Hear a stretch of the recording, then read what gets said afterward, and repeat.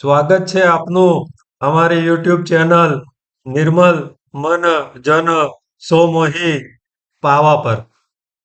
આજના વિડીયોમાં આપણે વાત કરીશું પાપાકુંસા એકાદશી વિશે.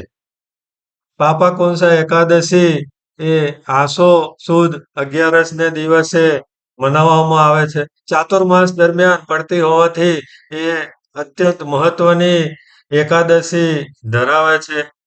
એની વાત જોઈએ તો પાપાકુંસી એકાદશી એ વિંધ્ય પર્વત પર ત્રિમિધન્વા નામનો એક શિકારી રહેતો હતો.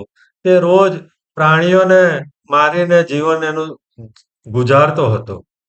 એના અંત સમયે જ્યારે એને યમદૂત લેવા આવ્યા ત્યારે ભયભીત શિકારીએ ઋષિ અંગિકારની પાસે શરણાગતિ લીધી અને કહ્યું કે મારી રક્ષા કરો. ઋષિએ કહ્યું કે તું પાપાકુંસા એકાદશીનો ઉપવાસ કર, એનું વ્રત કર, તો આ એકાદશીના વ્રતથી તારા પાપોનો નાશ થશે. તે શિકારીએ એ દિવસે પાપાકુંસા એકાદશીનું વ્રત કર્યું અને એને લીધે થઈ અને યમદૂતો એને અડી ન શક્યા અને અંતે એમને વિષ્ણુના ધામની પ્રાપ્તિ થઈ. આ દિવસે ઉપવાસ કરવાથી પાપોનો નાશ થાય છે. પાપાકુંસા એકાદશીનો અર્થ છે પાપોને અંકુશમાં રાખનારી એકાદશી. યમદૂત કહેતો યમરાજના દૂત પણ પાપાકુંસા એકાદશી કરનાર ભક્તને સ્પર્શી શકતા નથી. આ દિવસે ઉપવાસ કરનારને અક્ષય પુણ્યની પ્રાપ્તિ થાય છે. લક્ષ્મીજીના આશીર્વાદ મળે છે અને મોક્ષની પ્રાપ્તિ થાય છે.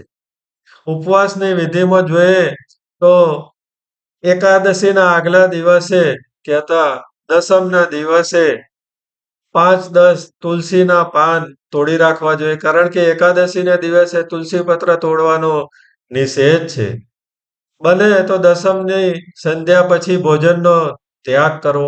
એકાદશીને સવારે પ્રાતઃકાળે ઉઠી અને સ્નાન કરી અને સ્વચ્છ વસ્ત્રો પહેરવો. ભગવાન વિષ્ણુની પ્રતિમા કે મૂર્તિ સમક્ષ કે ફોટો સમક્ષ દીવો કરવો. તુલસીના પાના, 5 ફળ, પંચામૃતથી ભગવાનનું પૂજન કરો.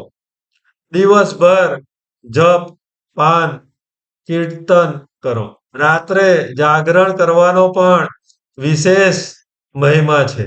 બીજા દિવસે દ્વાદશીની તિથિએ બ્રાહ્મણને દાન આપી અને ઉપવાસને પૂર્ણ કરો. એકાદશીના દિવસે અનાજ, દાળ, મસાલેદાર ખોરાક, ડુંગળી લસણનું સેવન ન કરવું જોઈએ. ક્રોધ ન કરવો જોઈએ. અસત્ય ન બોલવું જોઈએ. બીજાની નિંદા ન કરવી જોઈએ. પાપાંકુશા એકાદશી કરવાથી પૂર્વજોના પાપો પણ દૂર થાય છે. જીવનમાં સકારાત્મકતા વધે છે. ઘરમાં સમૃદ્ધિનો પ્રવેશ થાય છે. યમ યાતનાનો ભય દૂર થાય છે અને અંતે વૈકુંઠની પ્રાપ્તિ થાય છે. તો મિત્રો, આ હતી પાપાકુંસા એકાદશીની વાર્તા, વિધિ અને મહત્વ. આ દિવસને શ્રદ્ધાપૂર્વક મનાવવાથી જીવનમાં શાંતિ, સમૃદ્ધિ અને મોક્ષની પ્રાપ્તિ થાય છે. ભગવાન વિષ્ણુ સૌને સુખ, શાંતિ અને સમૃદ્ધિ આપે એ જ પ્રાર્થના સર્વેને. જય માતાજી, જય શ્રી કૃષ્ણ. ઓમ નમઃ પાર્વતી પતય, હર હર મહાદેવ.